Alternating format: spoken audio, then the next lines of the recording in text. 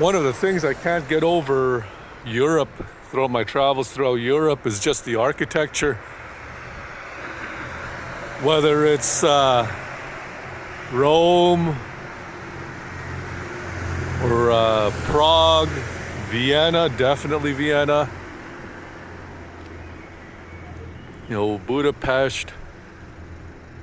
The architecture on some of these buildings just absolutely gorgeous. They don't make anything like this anymore, of course.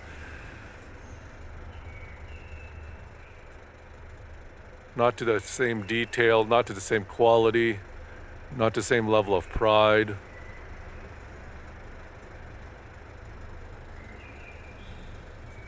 Imagine how important this building would have been during construction, or even at the end of construction, the people that used it.